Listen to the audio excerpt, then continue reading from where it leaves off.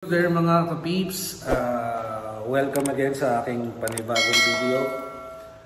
Ngayon ay nandito tayo sa Linville, San Nicolas 2. Dun sa mga hindi pa familiar, ito ay isang housing development project ng Linville.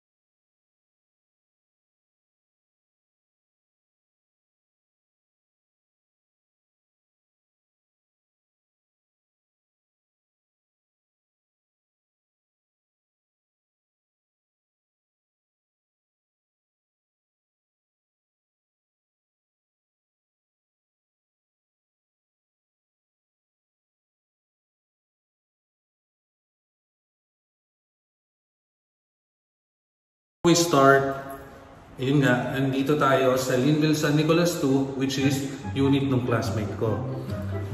And kami, yung team ko, yung kinuha nila para gawin yung fences. Pero nakapag-start na rin na gawin yung interior nito through architect Noel, which is my friend also. Bago natin umpisahan, ituturo ko sa inyo kung paano mag-start ng improvements dito sa Linville. By the way, ang unit nito is lilac model. So, dun sa mga homeowners na hindi pa nakakapag-improve ng kanilang unit na kinuha dito sa Linville, so ito, check out nyo tong video na to, maaaring makatulong. So, start natin sa step na to. Before tayo mag-start ng improvements, kailangan unang-una magbayad tayo ng construction bond sa office ni Linville, which is also located inside ng Linville San Nicolas, malapit lang doon sa guardhouse. Ang construction bond natin is 10,000 pesos and refundable naman siya. So if ever na tumupad tayo doon sa policy, sa standard policy ni Linville, so walang magiging problema, marirefund natin ng 100% yung 10,000 pesos. But if meron tayong nilabag na policy and then o kaya may na-damage tayo through while constructing yung improvements natin, yun, doon ibabawas sa construction bond yung na-damage natin para less hassle. So, yun, magbabayad muna tayo ng construction bond. Then second, after nung construction bond mabayaran, gagawa tayo ng sketch. Yung sketch ng improvements. So ngayon, di ba, ang gagawin natin is yung fences, yung gate fences. So nagawa na ako ng sketch for that. And then pupunta tayo sa engineering para pa-aprobahan yung sketch na ginawa natin. So after nung approval na yun, babalik lang tayo kapag magpapasok na tayo ng materials, yung order yung gagamitin nating materials, hihingi naman tayo ng gate pass for that. Paano yun? So pupunta ulit tayo sa engineering office. Yung engineering office nandun lang din sa portion ng mga Sophia model. So andun lang yung engineering office. Kapag halimbawa may in-order na tayo, ilalagay lang natin yung list ng materials na papasok dito sa Linville, yung ipapasok mo para doon sa improvements mo. So, after na ma-aprobahan yun, ma-pirmahan ng engineering, ibibigay mo naman yung copy doon sa security, which is nandun naman sa gate sa gate 2, malapit sa Honda. So, yun. So, if ever na okay na, doon sa makakapag-start ng construction. So, ingat lang po tayo pagdating doon sa i-construct natin kasi kapag halimbawa hindi nga po natin na sunod yung policy ni Linville pagdating doon sa standard nila, maaring ma-void yung ating construction bond na 10,000. Pero if ever naman okay lang at gusto mo mas masunod ka, yun yung disadvantage nun. So before do anything else, ipapakita ko muna sa inyo yung kabuuan ng gagawin naming fence para magkaroon kayo ng idea. By the way, sina architect John Noel at si Carlo, sila yung nagawa ng interior ng unit na to. So sila yung mga constituents ko from JNCP Builders. Yan. So makikita nyo, wala pa si Benz. Yan, very cluttery pa.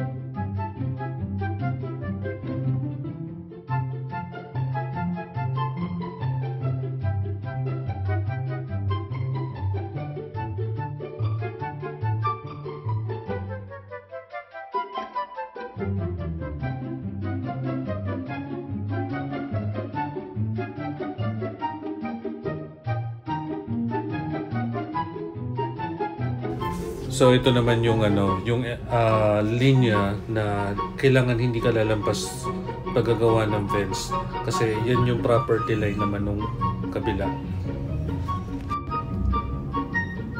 Actually dito sa likod, pwede mo pa itong pagawa ng extension eh. Dito mo ilalagay yung dirty kitchen mo para at least magkaroon ka ng enough space naman dun sa loob. Instead na nandun pa yung kitchen, ayan, mas maganda dito mo i-extend ngayon yung kitchen mo.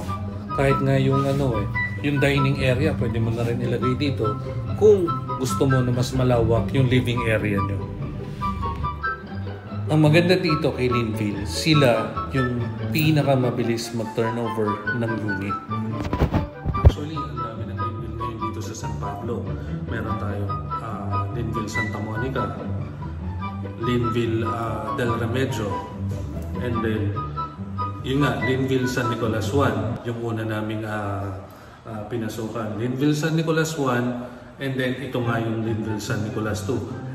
And actually, si Linville San Nicolas 2, before mag-end ng December, siguro totally sold out na. So dun sa mga nagda-doubt pa rin na mag-purchase o mag-invest dito sa Linville San Nicolas 2, well, yun pa lang dun mo makikita na si Linville ay napakabilis mabili.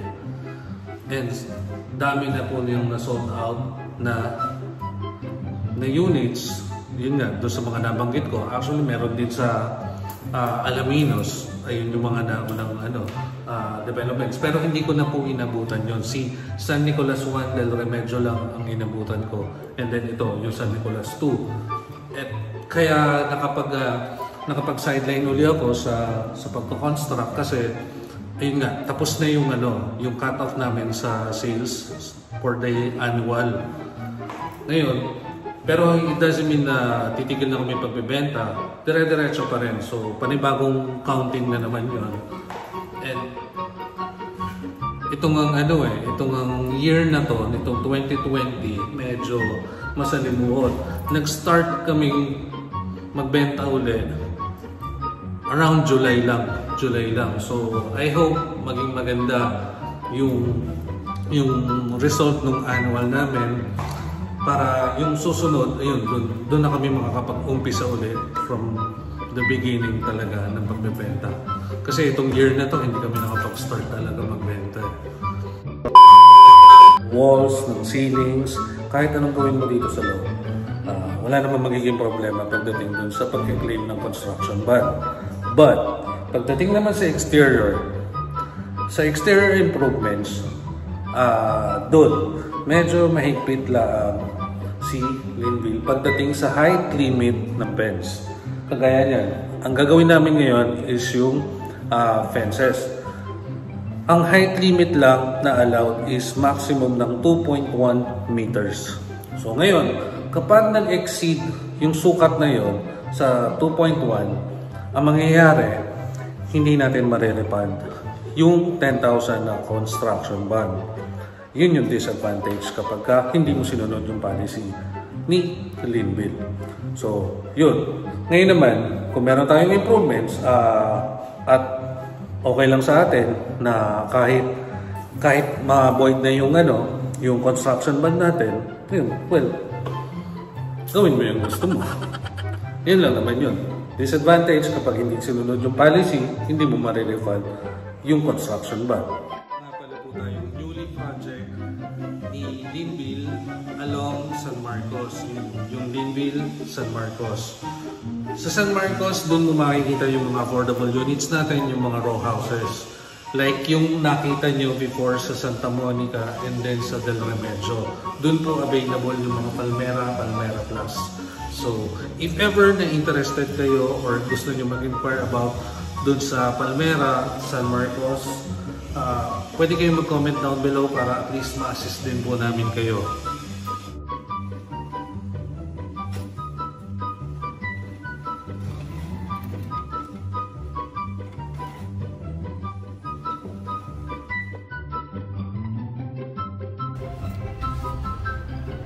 So yan, dumating na po yung order ko naman na hollow blocks.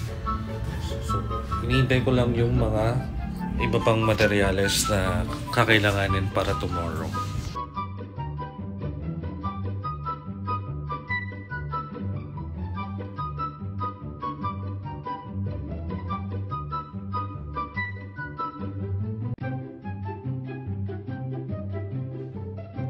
Abangan nyo yung part 2 ng aking video. Doon ko ipapakita yung finish design na ginawa naming fence dito sa lilac model. And doon sa lahat ng mga hindi pa nakaka-subscribe sa aking channel, please subscribe po sa aking channel, Marcus J. And don't forget to hit the notification bell para mas updated kayo sa mga gagawin ko pang mga videos.